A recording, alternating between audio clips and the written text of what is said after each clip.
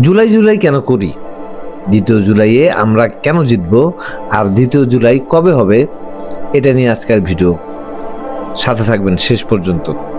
আমরা সাধারণ জনগণ যেদিন মাঠে নামলাম, সেদিন আমাদের প্রত্যেকের একটা স্বপ্ন ছিল। আমরা যখন দেখলাম সার্জিস হাসনাতদের হুঙ্কার, নাহিদের জ্বালাময়ী বক্তব্য আর সজীবের নির্ভীক আহ্বান, আমরা দেখলাম হাসিনার চোখে চোখ রেখে ওসি হারুনের ভাতের হোটেল থেকে নাহিদের রক্তাক্ত শরীর নিয়েও যখন বীরের মতো বলে আমরা হাসিনার পতন চাই, আমরা বুঝতে পারলাম এরাই আমাদের সেই সন্তানেরা যারা আমাদের নেতা হবে, আমাদের পথ দেখাবে, 2 শয়তান পরিবারের হাত থেকে আমাদের বাঁচাবে। একটা জিনিস আমরা চোখ বন্ধ করে বিশ্বাস করতাম, আর যাই হোক এরা আমাদের নেতা হলে কেউ আমাদের হক মেরে খেতে পারবে না। আমরা নেমে গেলাম। জুলাইয়ে কেন জিতবো সেটা বলি। উত্তর আছে 5 আগস্টের বিকালে। গতবার 5 আগস্টের বিকেলের কথা মনে করেন। সকালের তুলনায় বিকেলে অনেক অনেক মানুষ আনন্দ করতে বের হয়েছিল। এরা তারা ছিল যারা বিশ্বাস করতো না হাসিনা পালাতে পারে ভয়ে, তাও এভাবে।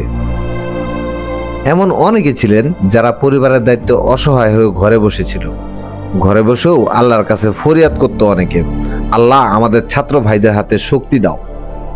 এবার সেই প্রত্যেকটা মানুষ সবার আগে রাস্তায় বের হয়ে আসবে। গতবার এই সামান্য মানুষের সাথে পুলিশ, বিডিআর, র্যাব পারে নাই। আপনার কি ধারণা এবার তারা আমাদের বিপরীতে যাবে? ওয়াকার এবার আমাদের জনস্রোত দেখে নিজেই বলবে ওয়াও, কুত্তালুগির অস্ত্র বাহিনী ছিল না, এবার কি আছে বলেন? গতবার ভালো কোনো বিরোধী দল ছিল না। যেদিন মির্জা ফখরুল বলল আন্দোলনকারীদের সাথে আমাদের কোনো সম্পর্ক নেই, আপনার কি ধারণা এমনিই বলছে? ভয়ে ফেটে গেছিল তারা বিশ্বাস করে নাই হাসিনা যাবে। এবার সেই অসাধ্য সাধন করা প্রত্যেকটা ছেলেই আছে, এরা থেমে যায়নি। আপনারা শুধু তাদের পাশে দাঁড়ান। প্রথম আর 2 জুলাই বলে কিছু নেই, জুলাই শেষ হয়নি। কেন বললাম? আসেন আবার 5 তারিখ বিকালে চলেন, বুকে হাত দিয়ে বলেন 5 তারিখে আপনি নিজেও এটা জানতেন হাসিনা গেছে মানে বিএনপি আসবে। 17 বছর হাসিনার আগুনে জ্বলে পুড়ে যাবার পরেও বিএনপির অপশাসন ভুলে গেছিলেন সবাই। আজ বিএনপি ক্ষমতায় না এলে আমরা জানতেই পারতাম না আসল শয়তান কারা। আর ভারত কিভাবে ডালপালা ছড়িয়ে আমাদের সিস্টেমকে গ্রাস করে আছে সেটা পার্লামেন্টে গিয়ে সিস্টেমের ভেতর থেকে শিখে এসেছে আমাদের বাঘেরা।